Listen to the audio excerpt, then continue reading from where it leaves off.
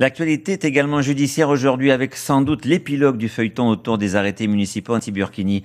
Le tribunal administratif de Nice vient de statuer en suspendant l'arrêté anti-Burkini pris par le maire de Nice qui devait s'appliquer jusqu'au 15 septembre. Le juge a motivé sa décision en précisant que l'arrêté portait atteinte à 3 libertés fondamentales et qu'aucune preuve d'un quelconque trouble à l'ordre public n'a été rapportée. La ville de Nice nous a fait savoir qu'elle ne fera pas appel.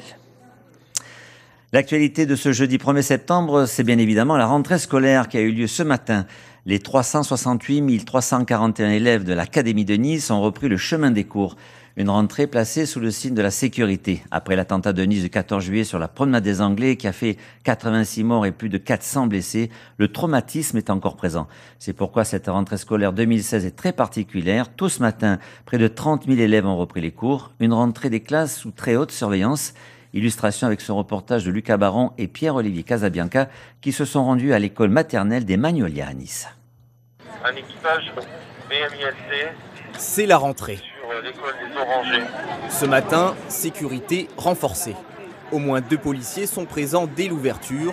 Pour les 170 écoles niçoises, ce dispositif sera maintenu jusqu'à la Toussaint, puis adapté en fonction de la réalité du terrain. C'est un minimum, je pense que ça rassure tout le monde et on aimerait que ça soit pas là mais c'est obligatoire maintenant donc je pense que tout le monde doit aller dans ce sens-là.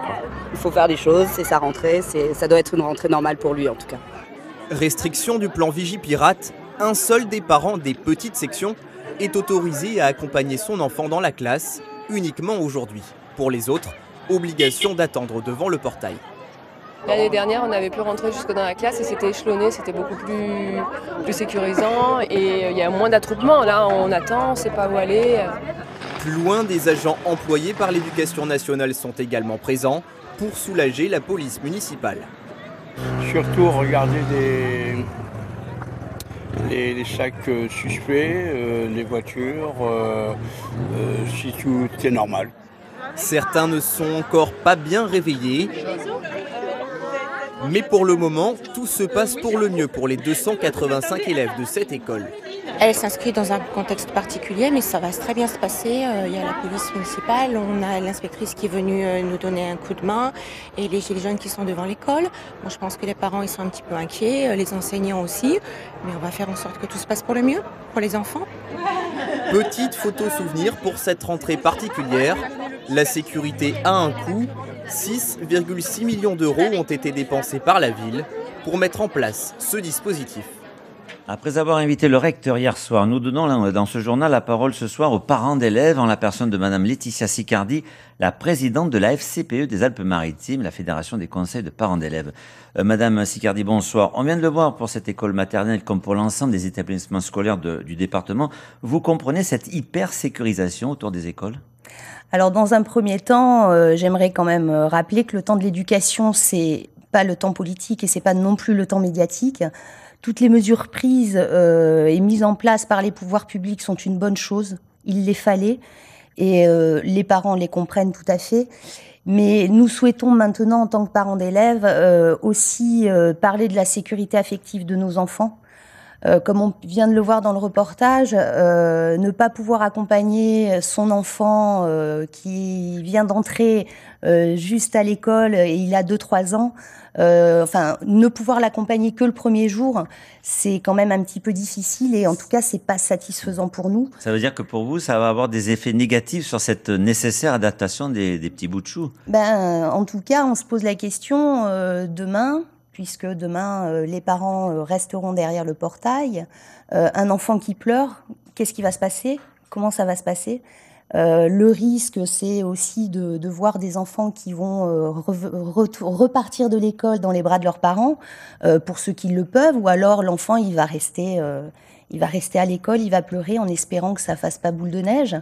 Enfin, toutes ces questions-là, en tout cas, elles auraient dû être posées au préalable et le temps d'adaptation d'une rentrée pour un enfant, ça se joue pas sur 24 heures. C'est le temps d'information qu'ont eu au mieux les parents pour la préparer, cette journée. Alors Madame Sicardi, vous restez avec nous évidemment, car la sécurité, vous en doutez, n'est pas le seul thème de préoccupation de cette rentrée scolaire 2016. Il y a aussi les programmes avec une nouvelle réforme qui a déjà suscité un préavis de grève des syndicats d'enseignants pour le 8 septembre. Une réforme qui concerne notamment les 40 000 collégiens des Alpes-Maritimes. Dans ce contexte, nous sommes allés voir ce matin la rentrée des classes de 6e au collège Pierre Berton à Antibes, où se sont rendus Chantal Fazy et Didier Beaumont. Ces élèves seront les premiers à expérimenter la nouvelle réforme pendant leurs années collège. Une autre façon de travailler avec les fameux EPI, les enseignements pratiques interdisciplinaires qui regroupent au moins 2 matières. Les parents sont partagés. C'est du flou complet là pour moi, complètement. On se demande qu'est-ce que ça va être cette année. On espère que les profs ont tout fait pour que les enfants puissent avoir une année scolaire normale. Le fait de fusionner certaines matières, ça permet peut-être de susciter un peu plus d'intérêt chez les enfants. Vous savez que cette année, il y a des nouveaux programmes. Dans ce collège de 700 élèves, la principale se dit prête à essuyer les plâtres. Ici, les équipes pédagogiques se préparent depuis 1 an à cette réforme et elles sont motivées. Le principe, c'est de travailler à plusieurs, donc de co-créer des dispositifs dans lesquels on va intégrer toutes les compétences, les connaissances, les savoirs de chaque discipline.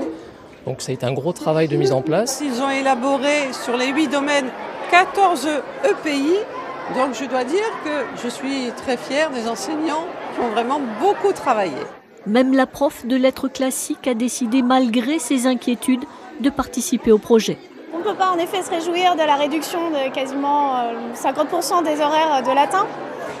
Mais l'ensemble des professeurs de lettres classiques sont suffisamment motivés pour faire vivre leur matière de la meilleure façon qui soit.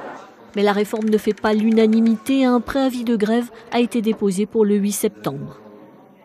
On vient de le dire, toutes les réformes ne font jamais l'unanimité. Celle-ci ne déroge pas à la grève, à la règle. Il y a une grève qui est prévue pour le 8 septembre. Est-ce qu'il y a quand même des aspects de la réforme qui vous intéressent ? Alors sur la réforme des collèges, nous efforçons à la FCPE d'avoir vraiment une position nuancée. Il y a des choses intéressantes, la pédagogie de projet, l'interdisciplinarité, ça nous semble être des choses qui permettent aux élèves de vraiment comprendre pourquoi ils apprennent, une manière différente d'avoir des clés d'apprentissage. Il y a effectivement des éléments qui ont fait polémique, notamment la fin des classes européennes, les langues vivantes 2 en renforcé. La suppression des classes bilingues. Ouais. Oui. Alors pour nous, si c'est le prix à payer pour que tous les enfants puissent avoir une deuxième langue dès la 5e, on aurait même préféré dès la 6e, c'est plutôt satisfaisant. Un tout dernier mot sur les moyens, sont-ils suffisants pour vous cette année dans l'académie ? Alors c'est la nuance. C'est la nuance que nous posons. Pour nous, les moyens alloués sont insuffisants. Les moyens alloués devraient permettre des demi-groupes, des plus de surveillants, plus d'adultes. Et on n'est pas sûr pour le moment que ça soit rempli. Madame Sicardi, je vous remercie.